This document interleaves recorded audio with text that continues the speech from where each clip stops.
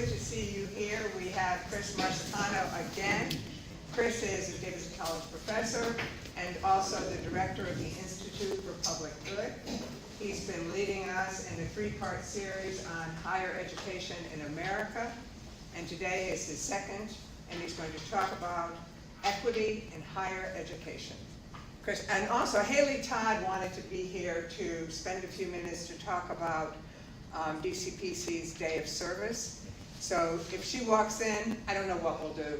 I just thought I'd tell you. Okay, Chris. If she walks in, I'm happy to pause. Day of service is way more important than anything I have. Okay. Good morning, everybody. Thank you all again for being here. By the end of next week, y'all are going to be so tired of me. But I appreciate y'all being here. I hear that some of you have to leave early to go to choir. I promise I will not take offense if you get up and leave. Unless you want me to take offense, in which tell me that you're leaving not because you have to go to choir, but because everything I've said is just fun. Thank you all again for being here this morning. I'm very thankful that we get to spend this time together. And I'm also excited that next week we're going to talk about that second part of my title that Pam mentioned, that Institute for Public Good. You may have seen that earlier this week, I guess last week, Sunday's the first day of the week, last Monday we had Senators Klobuchar and Tillis on campus for a sort of a deep conversation about the state of the world. That was run by the Institute for Public Good. And so we'll talk a little bit next week about what the Institute for Public Good of Davidson College is, how it's trying to solve some of those problems in higher education we spoke about last week. But this week is also about problem solving. This week is about problem solving with respect to equity. Now you may remember from last week, we talked a little bit about the original sort of first students to ever go to the university. Who were they? Second and third sons of wealthy families, right? Yeah. So these were already sort of the cream of the crop, the wealthy, at the very least a sort of gentry, upper middle class, whether they be second sons of rulers or second sons of very wealthy merchants. Think the Medici family, the Sforza family, that kind of thing. When we get to the United States, who's going to college?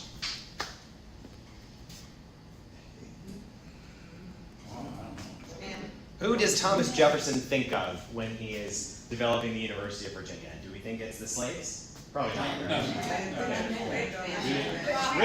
Rich white men. Exactly right. So that's who Thomas Jefferson is thinking of. We have a massive expansion of this, though, of sort of the franchise in higher education in the 1800s with the Morrill Land Grant Act. Y'all remember what that does? What does the Morrill Land Grant Act do?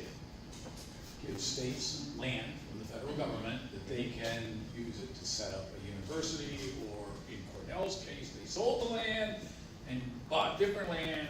Cornell bought land. I mean, it's.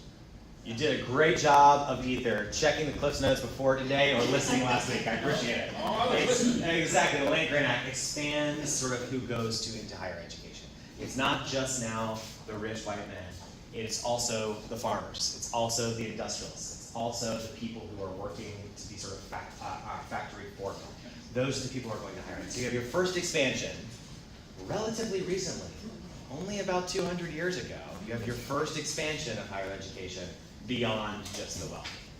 So from about 1000 AD to about 1850 AD, it's all the same kind of person. It's wealthy second and third sons, or in the case of the United States and the UK, eldest sons as well, being involved in higher education. But then the Land Grant Act comes, and all of a sudden we start expanding who gets to go to college. And then another thing happens in the 1940s and 50s, other than, that whole World War II thing. When people come back from World War II, the GIs, they are able to go to college through the GI Bill. So what used to be the exclusive privilege for hundreds of years of wealthy individuals, the GI Bill happens, the Morrill Land Grant Act happened, within the 100 years, you end up having higher education for anybody who can try, who has the capability of doing it. That was the idea. If you served your country in the military, you got to go to college. If you had the grades, you got to go to college. And yet there were still schools that were trying to stop the expansion of higher education beyond wealthy white men. Harvard, for instance, instituted a test, an entrance exam. Now, if you did not pass that entrance exam, you could not get into Harvard or any of the Ivies. All these sort of elite schools started doing these entrance exams. And the entrance exam didn't necessarily test one's mental capabilities, it tested one's capital, their social capital, with respect to how they knew about the world. So the examples in math problems were about crew and rowing. How many of you row? Exactly. The examples in sort of the literature were about ancient Greek and Roman literature in Latin and Greek. If you haven't studied Latin and Greek, if you haven't been in the kind of prep schools that we think of now, places like Andover and Exeter, you had no shot of passing that exam. And particularly the people who had wealth, who had relative wealth, who had the ability, certainly the intellectual capabilities, but were most hurt by this testing because they didn't have Greek and Latin in their schools. They had Hebrew in their schools within the American Jewish population. So we have examples from the early 1900s of top-tier universities instituting tests to keep people out. In addition, most colleges, shout out to Oberlin being the exception, were single-sex. Most colleges were single-raced. What we have now are HBCUs, historically black colleges and universities. Some of the great universities of the world at the time were Fisk University in Nashville, Howard, Morehouse, Spelman, Johnson C. Smith, among the best universities in the country at that time, simply because the doors to the African American talent were not open at the elite, private, predominantly white schools. This was especially the case in public institutions in the South as well. If you look at the University of North Carolina system, there are 17 institutions in that system. Just under half of them are historically black colleges and universities. Are you here to talk about day of service? Sorry. Come on in. You are way more important than me. Come on. I'm gonna catch my breath. I'll hustle over. Thank you so much for sharing your time. Of course. Okay, good morning, everybody. I'm Haley Todd. I usually teach 9:45 in the other building, but I get them set and then hustle over. I'm here to talk about Day of Service. Matt Merrill and I are coordinating it this year, and I'm speaking to all the Sunday school classes to say, come on, join us. I know you're going to be tired from trick-or-treating on the 31st, but I'm going to ask you to find your Holy Spirit, sign up November 1st, first Saturday of November, 9 o'clock. We join the sanctuary, we do a little service, then we go out in the community, then we come back and have lunch. So, are you familiar with the QR code? Yeah. Do you feel confident now? Church keeps putting them in there. If you don't, reach out to me on Realm, Haley Todd. I'll definitely sign you up. Anybody do anything last year? They want to share? Yeah. I worked at E2D. Yep, we have that one again this year. Why? Blythe needs people in the office, clerical work. Are we having activities in the congregation house? There are a few at the congregation house again this year, yes. Anything else from last year? Annie Jenkins. I don't know that we have an New Jenkins project this year. Or if we did, it already got filled. But things that are still available, painting, landscaping, gardening, some clerical work, some angel tree setup for some of our organizations.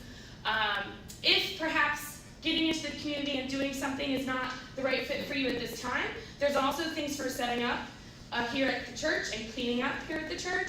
Or if hospitality is your gift, you can sign up to bake goodies or make a chili or soup that we then have at the congregation house afterwards. Sandwiches, pimento cheese, you make a mean one, you can sign up and pimento cheese. Oh, no? I want to put in a plug for you. Yes, ma'am. Because when we first started having these, Mhm. and it was such an opportunity to get to know other people in the congregation Yes. that you wouldn't normally be thrown with. Yes. And that was to me, that was a big thing. I love that. Yes, I'm glad you said that. It does remind me of those like This Is Us Sundays, which is coming up. It's actually November 2nd. So you can dine with people in fellowship and then go and worship with the whole community the next Sunday, which is really nice. Aren't we making a lot of sandwiches that morning? There's also sandwich making, yes, like 200. Right. Yes, yes, Congregation house? yes, that is one of the HERE projects. Yep, we need lots of hands for that. I love this day, it's one of my favorite days at the church. I know y'all are already involved in so many things here at Service, but if you could just find the spirit for one more, because I love this day of going out and giving and then coming back and fellowshipping. So, and again, if you can't get signed up, Haley, Todd, I'm Brown. I'm happy to connect you to a project. Okay. Thank you for your time. Thanks, Haley. I love Thank you so much. I love the word fellowshipping. I love Yeah. that fellowship is a verb. Exactly. That's the thing. So yes, day of service. Let's all do it. If it's 200 sandwiches, I feel like I personally can make at least 20. All right. So HBCUs in North Carolina come up in the time of separate but equal, right? For Brown versus Ford, for similar cases in higher education, desegregated American higher education. You had specific institutions for specific races. Now, again, the Fisks and the Howards were often the sort of intellectual elite, the financial elite of the African American community, right? It wasn't that the same issues that were happening in the 1700s in higher education as to who could access schools was happening among sort of the wealthier class among the African American community in the United States. Fast forward to the post-war era. Again, GI Bill massively increases the number of students. Again, you end up with the beginnings of the civil rights movement, which then begins to tear down those walls. So what used to be the privilege exclusively in Bologna of second and third sons, of wealthy merchant families and dukes and leaders, now became open, at least nominally, to all. And the ways in which colleges and universities began to expand their diversity on campus, be it racial, political, ethnic, religious, etc., there was a toolkit that they used. There was a toolkit that they used. It was broadly called affirmative action, where students were selected with their race taken into consideration, because they were deemed to be, not just by American higher education institutions, not just by the Supreme Court of the United States, but also the U.S. military, a strong need for a diverse leadership class of the United States coming through colleges and universities. You also see the beginnings of the College for All movement in the 70s and 80s into definitely the 90s. And it makes sense that people would start advocating that everyone should have the opportunity to go to college. You are likely to make $1 million more in your lifetime having gone to college. Now, of course, that varies. You're likely to get closer to that $1 million if you go to Davidson than if you go to a place like University of Phoenix in Charlotte, right? there's definitely a spectrum of quality of institutions. One has a 92% graduation rate in 4 years. One has a 9% graduation rate in 4 years. And all during this time, you've had the federal government engaging in some way or another to try to expand higher education, until recently, which we'll get to in a moment.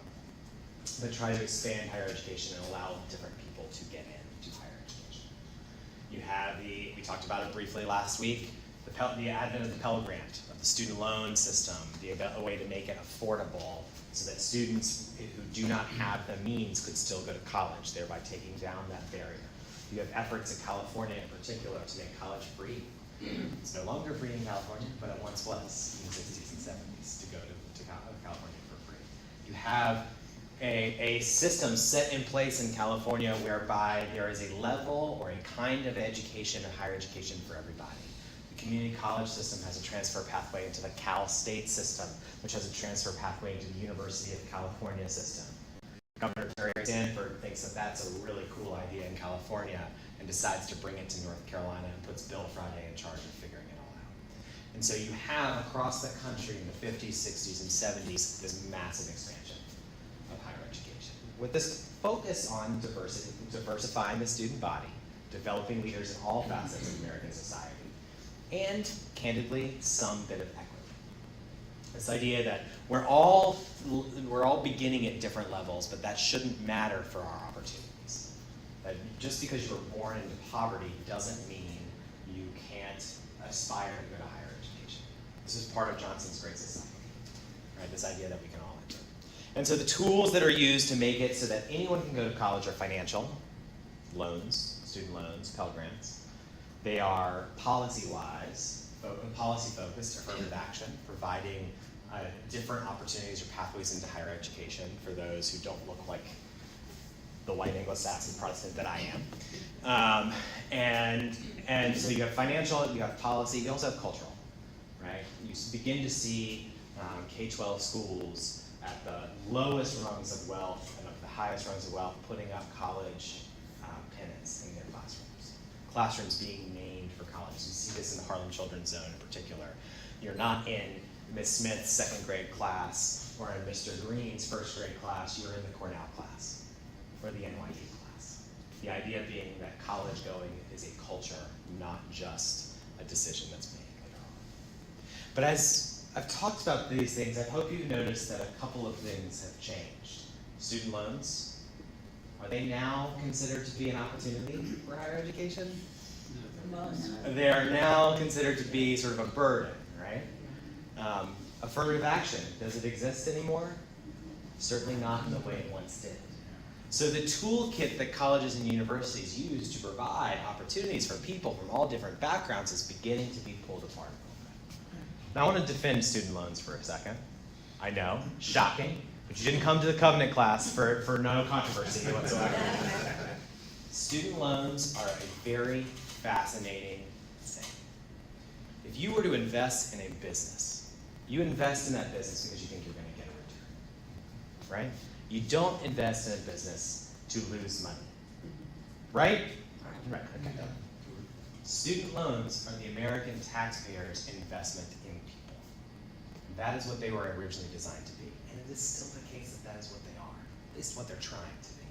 They're the American taxpayer saying to a college student, we are so in belief, we so have the belief that you are going to go be successful that we're willing to give you a loan, knowing that over your lifetime, chances are you're going to pay it back. And probably impact the economy in positive ways too, because you're going to have a job that will require a college degree as opposed to just a high school degree. You're more likely to start a business. You're more likely to be engaged in multiple careers as opposed to just one over your lifetime. You're more likely to be resilient if the economy ever has trouble. Like, I don't know, 2008, 2001, 2021, you're more likely to be resilient in those cases. And so the American taxpayer has said, yeah, we think student loans are a good idea. How much, I'm just curious, how much though do you think is the average amount of student loans taken out? What do you think? Today. What do you think it is to go to college? 50,000. 50,000, what do you think? Anybody have another number? 60. 60,000? I'd say 80. 80,000? It's about 32,000. It's about an expensive Toyota Corolla for a 4-year higher education that's going to make you $1 million more. Those big stories that you hear about big $400,000 debt, let's take a second to unpack those stories. Number one, you cannot, under federal law, take out $400,000 of federal loans. It is impossible to do. There are caps that are met where for undergraduate, you cannot take out that much.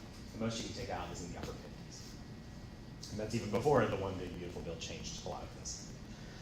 Number two, who do you think is taking out hundreds of thousands of dollars of loans? Do you think it's undergraduates going to the University of Chapel Hill? Professional students. It's professional students, law students, doctors. Medical, yeah.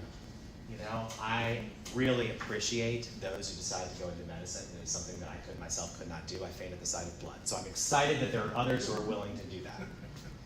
I also will shed no tears for a doctor taking out $100,000 of loans, who then goes and becomes an orthopedist who makes over $500,000 a year. $100,000 in debt to become an orthopedist, making over $500,000 a year at Ortho Carolina. That is a fantastic investment. Who else? Who would not want a 5-fold investment in their salary for a $100,000 loan?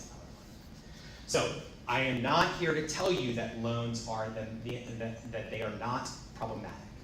$36,000 is a lot of money. $32,000 to $36,000 being the average and the median is a lot of money for an undergraduate with no means coming out of college. I don't mean to suggest that it is easy to pay back those loans. But I also think that we should take a step back and think about the actual data here. The data are not showing that undergraduates are taking on $100,000 to $400,000 of loans. They are professional students. And they're often professional students going to programs that will be very lucrative for them. Of course there are some exceptions. Of course there are some exceptions. where the graduation rate and the job placement rate have been so bad that the last administration shut them down. I'm thinking about Harvard's dance program, for instance. Harvard, yes, had a program that was ineligible to receive federal loans from the federal government because they had such a horrible graduation rate and such a horrible job placement rate. Was that a graduate program? It's a graduate. That was graduate. It's a graduate program, not undergraduate. Undergraduate school, you can still take out loans to go to Harvard, for now, we'll see. But it was a graduate program. Yeah. And so what you have now is a series in order to protect students from taking on bad loans. Two major things have happened in the past 20 years. The first is it used to be that the federal government guaranteed loans through private companies. In the Obama administration, that changed. Now the federal government gives direct loans. So instead of guaranteeing a loan from Bank of America to go be a student loan, it now comes directly from the federal government. We're called Some of those, Chris, were nonprofits and state agencies. Absolutely. That made those loans. Absolutely. But there were a lot of Bank of America too. Sure. So it used to be that there were third parties that were making the loans and the government would back those loans. So it would be nonprofits, it would be banks, it would be state agencies making the loans.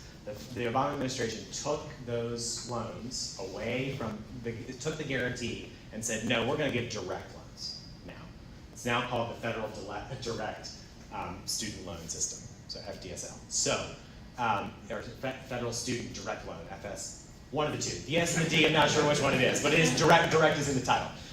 And those loans go directly to students now. Cut out the middleman was the idea. But what that has meant is now the US Department of Education is the #1 largest personal bank in the world because it is granting that many loans. So that's one thing that has changed. The other thing has changed is the Obama administration put into place what was called gainful employment regulations. You had to be, upon leaving your school, you had to be making a certain amount of money more than the average high school graduate, effectively. I'm oversimplifying it, but that's what we'll go with for today. There were many, many schools that were not graduating students and were not helping them be gainfully employed. And the number of those schools were the kind of schools that offered the only opportunity for students of color back prior to the expansion of higher education. Places like historically black colleges in Virginia and Tennessee that struggle with gainful employment. So gainful employment, this structure that was supposed to be a way to make sure that loans were paying off, kept being kicked down the road. So schools that would fail gainful employment regulations would be given an extension for a year.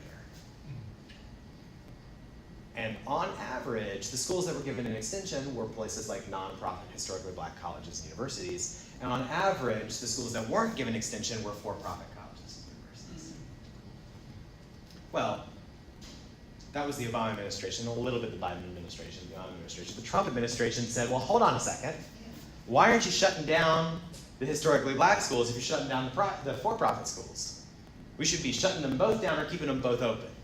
And the Trump administration chose to keep them both open. So to this day, you have schools that are able to get your taxpayer money in the form of a student loan to students when their students graduate at single-digit graduation rates.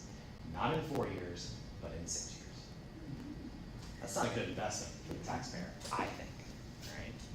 So as we're talking about student loans as this sort of burden for equity, what we also are talking about is one key thing that student loans are able to do that no other investment you can make would do. Right now, you probably, if you were to invest, would get a different return based on the amount of risk, right? The higher the risk, the more willing you are to give out a loan if that return rate, return rate is 20, 25, that interest rate is very high, basically. Federal interest rates for student loans are the same across every single college and university type. Does not matter if you are going to Davidson or if you are going to University of Phoenix, Charlotte. 92% graduation rate, 9% graduation rate, the loan rate is the same. So we've argued, we being higher education scholars, have argued, well, hold on a second, we should maybe change that up a little bit. Schools should be rewarded for graduating students. Other schools shouldn't be rewarded for not graduating students. And yet, There are several key criticisms of this approach. Number one, of course Davidson is going to graduate students in the 92% over 4 years, the 7th highest in the country. On-time graduation 6th. If you put it only to 4-year institutions, I'm not bragging, I'm just sounding facts. Of course Davidson's going to be able to do it because it has its pick of the litter. Davidson can pick the best students across the country. Of course, the University of Phoenix Charlotte is not graduating because it's not getting the best students in the country. Fair critique. Fair critique.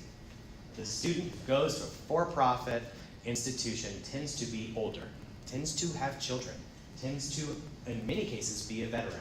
One of the number one institutions in the country that brings in veterans, returning GIs, is American Public University and American Military University. It has a 35% graduation rate. That's better than many, many public institutions, I should point out. But it is one of the biggest educators of our veterans in the United States. It's in fact a for-profit institution. So you're not getting, in terms of the sort of most likely to graduate students at some of the schools that have a lower graduation rate. That's critique number one. Critique number two, which no faculty member really wants to engage, but I will, is if you start giving differential loan rates to different kinds of colleges, does it stop with differential loan rates on different types of majors? Is a philosophy major deemed a higher risk and therefore needs a higher interest rate? Is an engineering major deemed a lower risk and therefore deserves a lower interest rate? And we just really, as a faculty, and I mean as faculty members across the country, not just at Davidson, we just really don't want to think about a future in which it costs far more to get a philosophy degree than an engineering degree, because students are being pushed into that by the federal government, by the interest rates the federal government offers. There have been some other innovations to try to reduce that loan debt. One of the ones that I've studied the most is called public service loan forgiveness. If you agree to make good faith payments based on your income and work for a nonprofit or government agency, after 10 years, whatever is left on your loans will be wiped away.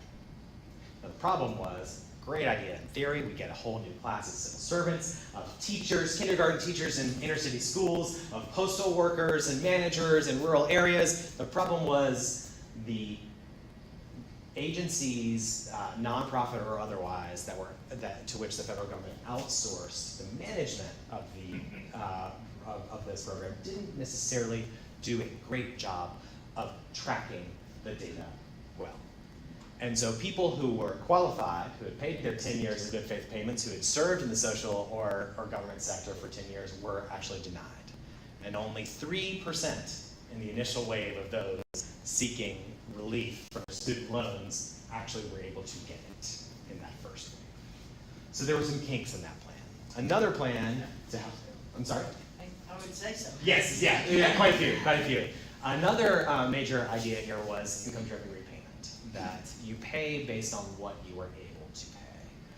And then after a long period of time, depending on the different policies and different plans, 20 or 30 years, you could also have whatever's left paid off by the federal government. Naturally, these were sort of policies that no one really loved, but everybody sort of tolerated. The Democrats and the left, and sort of the left-leaning side of Democrats said, "Why are we doing this at all? Let's just make it all free." The right said, "This is a horrible investment for the American taxpayer. We're not getting the results we want. We should end this program altogether." And the one big beautiful bill does in fact consolidate a lot of these plans. And so you do end up with a situation where we're sort of in this kind of stagnation state around financial aid for students. Yes, there are many schools, places like Davidson, like Harvard, like Stanford, like Wake Forest, who just recently announced a plan like this, that allows students to, under basically twice the median income, about $150,000, your family is making that or below, chances are there is a fantastic university for your student to go for free, right? Wake Forest, tuition free for families making under $150,000. Davidson has a more sliding scale than that, but it's a similar situation. Harvard, Stanford, Rice, to a lesser extent Duke, only for residents of North and South Carolina. Duke has that as part of its mission, and so you only get the super good financial aid if you're in North or South Carolina. I'm looking forward to the wave of people moving to Myrtle Beach, just so they can. And so you end up, you know, for the top tier students, college can still be affordable. Absolutely. But for those who are a B+ student, those who don't get access to those big schools, the student loan program is still not exactly working the way anybody wants it to work. Even though the amount of loans taken out is not as big as we might think, it is still $30-something thousand of loans. Yes? What is the horror story that you hear of people who the cap principal of the loan increases over time? These are people typically in one of two situations. One, taking out a private loan, whereby they have effectively foregone any sort of federal protection in that loan. Or they're in an income-driven repayment plan, and their income is just so low that the interest just, you know, the amount the interest grows is far greater than what they are paying on their plan. And those stories are heavy in the media, but actually quite few in number relative to the 40 million people who have student debt. But the interesting thing is that there are entire companies that have made a lot of money off of helping those who are doctors or lawyers, whatever, find a way out of this system. My favorite example is SoFi. You know, SoFi Stadium, where the Rams play, it's an online bank, effectively. SoFi realized, wait a second, the federal government is charging, depending on when people took out loans, between 5, 6, 8, sometimes 12% on loans taken out to go to medical school, but here's an orthopedic surgeon making $350,000 to $500,000. This guy is not a risk at all. Why don't we pay off his loans and make him pay us 3.5%? It's a better deal for him. We get money, the taxpayer gets his money, everybody wins. And so SoFi built in the early years of its business as sort of a loan consolidator, right? It would take federal loans of different kinds, it would pay them off for you, provided that you then paid SoFi at a smaller rate of return. It became very, very successful very quickly, and all because of the quirks of the federal loan system. Now, SoFi was, those who took out funds in SoFi who decided to switch to SoFi after taking out federal loans were very disappointed when the Biden administration announced loan forgiveness and they no longer qualified because they didn't have a federal loan, they had a private loan. And so many of the people who sued the Biden administration for relief were actually, in fact, people who had a similar situation to the example I just explained of SoFi. And won quite a few cases, actually, to stop that plan from happening. I want to shift gears to another challenge that we've talked about, which is diversity on college campuses.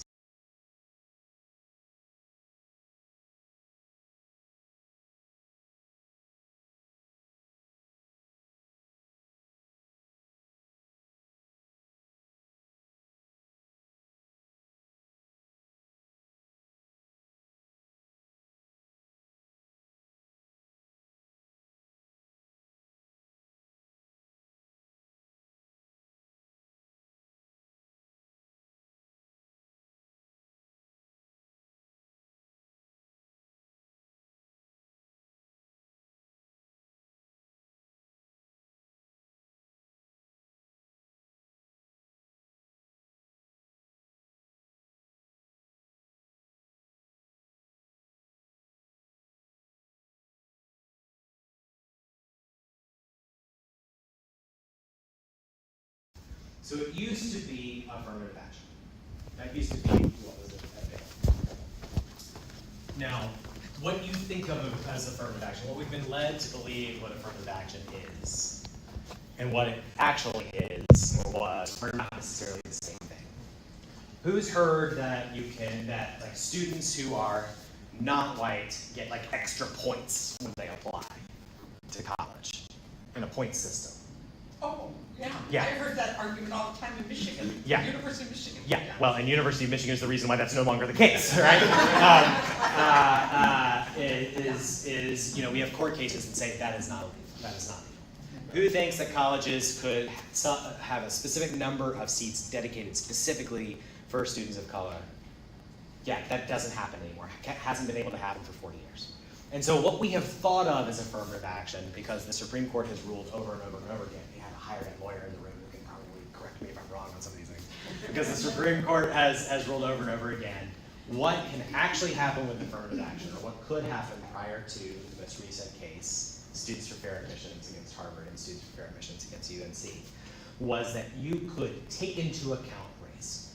That someone's race could be something you talked about, that you thought about, but it did not give you a leg up in any sort of meaningful, mathematically provable way. Even in the SFFA versus Harvard case, you had competing economists who are widely considered to be two of the best education economists in the world, arguing as to whether there actually was a leg up given the admission process based on race. It simply meant that one's race could be talked about, could be considered, that one's experiences could be considered. That this idea that all things being equal, you could give the leg up to someone who is not white, is never actually happens in holistic review. And I'm here to tell you that because I've been an admission counselor. I've been in the room. At no point is any student ever exactly equal, but one is different. That has never happened, certainly in my experience, and I know of no case. But what you could do as an admission office is say, well, this student is African American. We think that's important to have that experience. That may help our classroom. We should be thinking about this student positively. Not a guarantee of admission, not a guarantee of ending admission, but something to be thinking of. After the Supreme Court ruling in Students versus Fair Admission versus Harvard, that system is gone. You can no longer take into account race in higher education admissions except at the military academies, where in the ruling there is a specific carve-out for the military academies. So let's talk a little bit about Students for Fair Admission, what that organization is, what it does, and how it got to where it is. And then what we'll do is talk about what our colleges doing now. Okay, does that work for everybody? Right. Students for Fair Admission is run by a man named Evan Blue. And he is sort of the driving force behind every single anti-affirmative action Supreme Court case of the past 20 years. You may have heard of Fisher versus Texas. Abigail Fisher was a pretty decent student who did not get into Texas. We'll talk about Texas in a minute. Through the top 10% rule, which again we'll talk about in a minute, and sought holistic admission to Texas.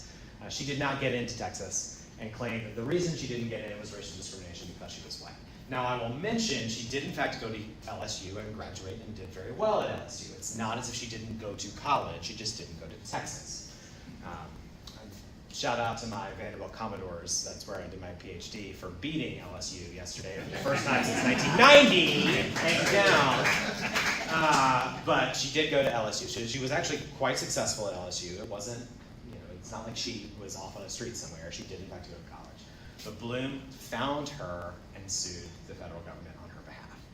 Bloom did the same thing with Asian American students in this case. So what was at the case here was Asian American students typically in the United States have higher test scores, higher GPA on average than students of other races, and yet have a lower chance of getting into college, to these elite colleges.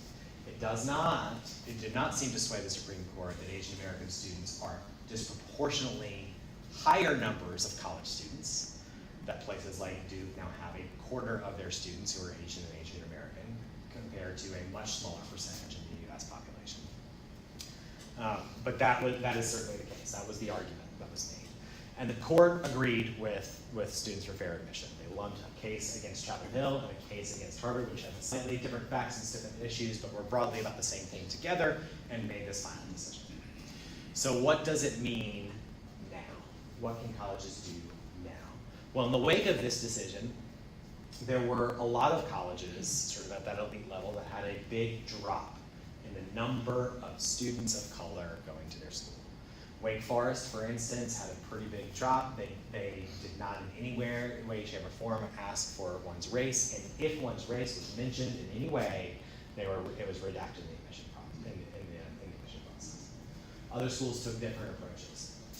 But there are some schools, the one that in whose classroom you're sitting right now, that did not have a big drop. And there are a couple of different reasons why those schools didn't have a big drop. Number one, many of the schools that we're talking about at this elite level that was targeted by Bloom and others made agreements with nonprofit organizations, my favorite being called Questbridge, that seek out low-income students, many of whom, depending on where you are in the country, due to a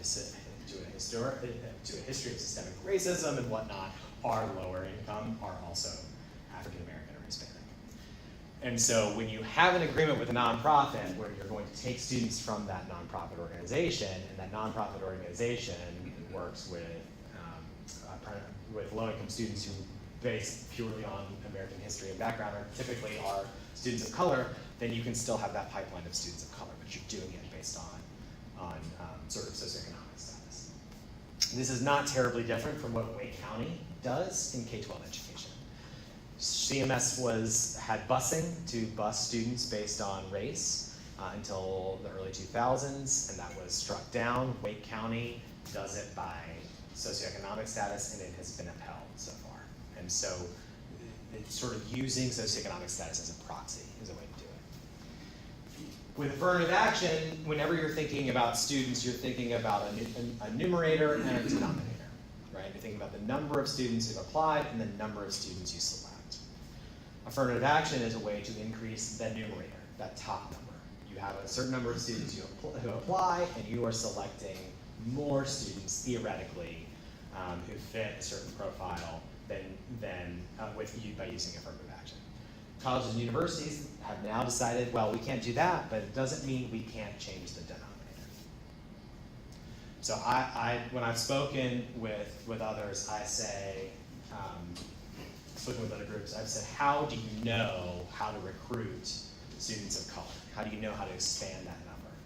And some of my admission counselor friends across the country and policy wonks have noticed an increasing number of visits of college admissions officers to every second Baptist church in the United States, every school that is on Martin Luther King Jr. Boulevard or Roosevelt. It's amazing how after the affirmative action, which banned the selection but left a door open to recruitment, although that will soon be challenged, and is being challenged, I guess I should say. It's amazing how quickly recruitment policies have changed and how schools are going to places that they never stepped in front of before. My own team at Davidson, great sociologist of education, Dr. Kevin McAlrath, used to be a census researcher, is now on faculty in the Educational Studies Department at Davidson. Good friend and colleague of mine, the interim director of the College Crisis Initiative, Louis Toledo, has been working on this. We are actually using cell phone data to examine exactly this, where colleges and universities are recruiting. Has that changed? Has the pipeline changed? And not to do too many spoilers, but that Second Baptist Church thing, it's looking really good. It's looking like more than just anecdotal. And so schools are changing the where they recruit and the how they recruit. Yes? I understand getting the denominator bigger, but if these students don't have the requirements, it Yeah. doesn't help your numerator. You're absolutely right. Because now you got all these kids who now apply but really aren't going to get in anyway. Right. I mean, They're going to succeed when they get there. This size is controlled by, the Students for Fair Admission Yeah. versus Harvard thing. Yeah. This side, okay, you can make it as big as you want, but this is the side that matters. Yeah, and I think the response to that from the kind of elite places that we're talking about is we could deny 10 times the students we deny and still have the quality, right? I mean, it's amazing to me, having served as a mission counselor at Davidson, we could fill an entire class of Davidson students. We're talking about 8,000, 9,000 applicants. We could fit an entire class of Davidson students of just private school white women from New England, or Sure. qualified who would do well, right? Yeah. And so one of the gifts of being at a place like Davidson or Harvard or Vanderbilt or Duke or wherever is that your talent pool, the people who are applying, are typically, there are more that are good enough than you have the room for. Now I should mention, critics would say, well, then just make more room, right? Like this is like you decide how many students you have. It's a little bit harder than that, right? I mean, it's going to cost us tens of millions to build our next residence hall, and if you want that residential experience, that's what you got to do to keep it. Don't worry, I see your hand. You can put it down. I'll come to G next. But I will say that there are talented kids in every part of the country who haven't gotten a look prior, right? To assume that that the talent is not going to be good enough in that denominator just because you haven't recruited there before.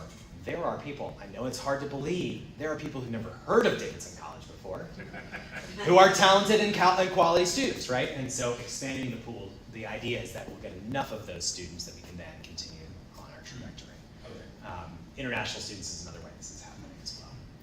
And those international students in particular, the ones who apply to the United States, typically are high achieving and typically are wealthier because they, why pay a boatload of money to come to the United States when you can go to school for free in Germany or Finland or wherever, and yet we still have students from those countries coming to the United States.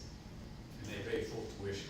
Not all of them, but many certainly do. Many certainly do. We have a fantastic student at Davidson right now who is not paying full tuition, who is from a low-income family in a sort of a post-conflict society, who's one of my advisees, and her experience is very different from that of the students who've gone to prep schools in Greece and China and whatnot. And so it's fun to talk with her about where. Sure, I'm sure you can find someone. She's fascinating. Oh no!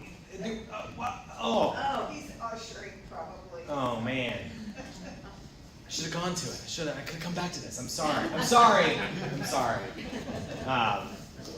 Yeah. Start a class with it next time. Yeah, perfect. That's great. That's great. So there are tools that colleges and universities can use to continue the sort of path towards expansion of the franchise is not exactly the right word, but expansion of opportunity for students of all different backgrounds and kind. This is something that is especially the case in recent years for political diversity as well. Colleges and universities, especially with faculty, especially with bringing opportunities to campus, have rightfully recognized that there's certainly a reputation of higher education faculty being left-leaning, higher education faculty being quote-unquote woke, right? And so colleges and universities and the state governments that fund them in public institutions are making a concerted effort to change that. But that's very difficult because the great sociologist Neil Gross, who is a scholar, has been in various different places, UBC, Colby, I think he's at Bowdoin now, has studied pathways into higher education, specifically pathways into the professoriate. And it is not, by his estimation, that colleges are gatekeeping and stopping and not hiring conservative professors. It's that conservatives aren't going into the professoriate. That they're not choosing to become academics. And so the pool of conservative academics is very small. And why would you, as a conservative academic, come to the University of North Carolina at Chapel Hill when you can be appointed to the Hoover Institution at Stanford, right? Better pay, better benefits. As much as I love Chapel Hill, better weather. Have y'all been to that campus? It's like a country club. It's ridiculous. And so I can understand with a smaller pool that the competition is higher for that. So colleges and universities are having real conversations about what does it mean to bring intellectual diversity into our campus. I want to be cognizant of the fact that we got, I want to make sure we have some time for questions. So please have at me. What do I miss? What do you want to know more about before we get to the public good next week? Then I'll apologize Sure. because I missed Can last. I pause you for a second? This is a microphone, so I'd like the people on the recording thing to be able to hear you. So if you got a question, Yes, sure, I think I can project my voice too, is that? yeah, you just, want me to yeah, hold just it? hold Okay. it. And it works. Yeah, and I apologize if you talked on this last week, but about the value, and there have been studies on the value of higher education to broader societal goals in terms of community engagement, and that kind of thing. And that I thought that may was underlying some of the federal policies that you discussed. I know College Board's done a number of studies over the years about students with higher education, how active they are. They're volunteering in their communities. They're active in their children's schools and that kind of other things that are not necessarily quantifiable. Yeah. More likely to vote. Vote, exactly. More likely to be leaders in their churches and places of worship. More likely to engage in community service, more likely to join a nonprofit board. It is such, you know, in other countries, the key builder of social capital, and I think about the great Harvard scholar Robert Putnam on this, the key builder of social capital is these sort of ancient family connections or soccer clubs or choral groups. In the United States, one of the great social capital builders, one of the great unifiers, one of the great things that gets people engaged is higher education. And there's a great, one of my favorite professors when I was at Duke getting my master's is a professor named Charlie Clodfelter. And Charlie is really well known for what one of my professors at Vanderbilt called excellent counting, really interesting counting. Charlie, I'm assuming it was actually Charlie's research assistants, not Charlie. Charlie counted every obituary reference to Roll Tide or Go Heels or, you know, Go Blue Devils or whatever across people from obituaries all across the country. Rock Chalk, Jayhawk, that kind of thing. And found that a substantial portion of people who mention a college or university in their obituary did not in fact go to that college or university or any college or university at all. And so this I think illustrates more than anything else the power of colleges and universities to build social capital and community builders, right? People who did not go to Davidson, I'm assuming some of you didn't go to Davidson, are on a Davidson College campus right now. You've probably been to a Davidson basketball game. You may in fact go to a Davidson show. I think Dracula is playing this week at Jim Cunningham. You've probably seen, I mean, yesterday there were several people running with me in the Connor Think Pink 5K. I did not remember that I was supposed to do that until yesterday morning. So I did not train, and yet I still managed to win my age group because I think I was one of only 2 guys over the age of 30. I was certainly the only faculty member, so I keep telling people that I'm the champion of my age group. But you know, there were definitely members of the community who had no Davidson ties running that race with a bunch of fraternity brothers in Connor House with them. And so, you know, all of these things, the sort of good citizen stuff that colleges are made of, is exactly the kind of reason why we want to invest in higher education. It's exactly the reason why I'm very worried about the level of taxes that have happened on the endowment tax.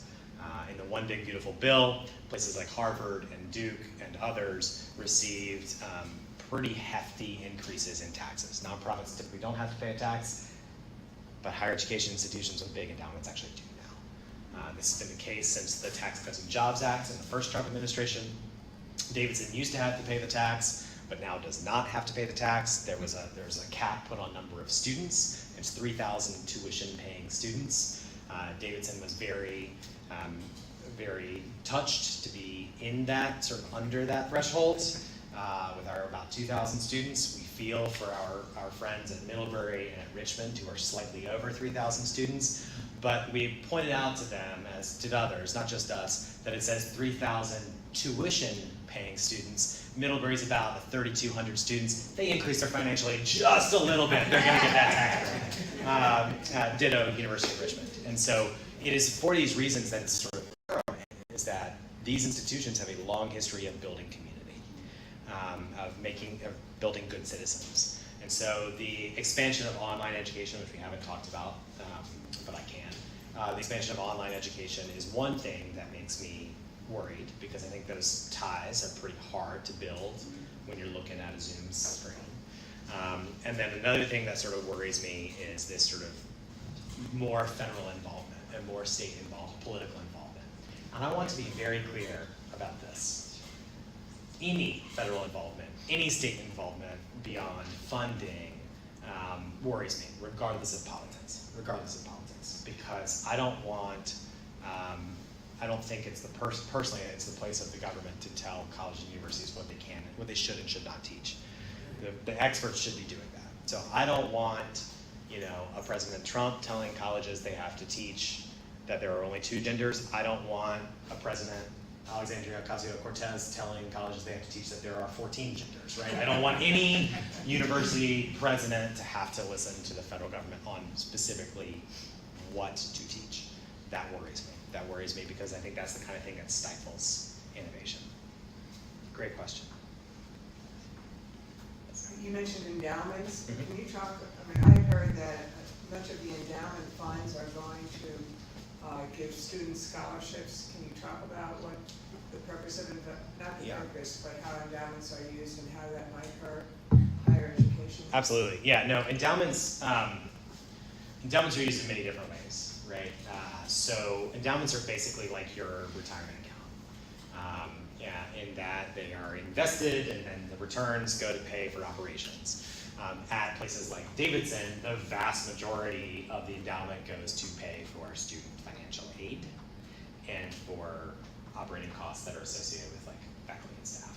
So you may have an endowed professorship where that professorship is specifically is paid for by an endowment. My department, in the Educational Studies department, we have an endowment that pays for our annual operations. We actually don't, like tuition dollars do not flow to my department's operating expenses. Other departments are definitely getting money from tuition dollars, but we have our own endowment, and that funds our study abroad financial aid for our study abroad program in Northern Ireland, where we help students understand the root causes of school segregation. 97% of students in Northern Ireland are segregated on religious lines, Catholic versus Protestant. If we had 97% of students in the United States segregated in schools based on racial lines, there would be riots. And yet, in Northern Ireland, it's sort of just normal, right?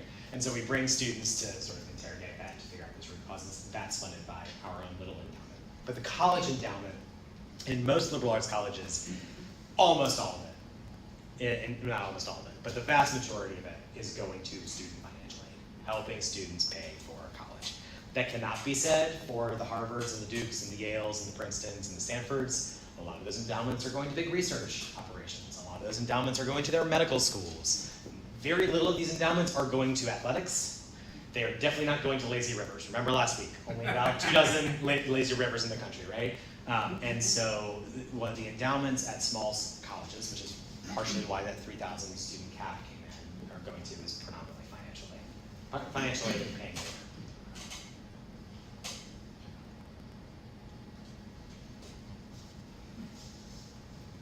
Just talk a little bit about the Davidson Fund for no loan in your financial aid. Yeah, Talk about Davidson how Trust, that's- How that works.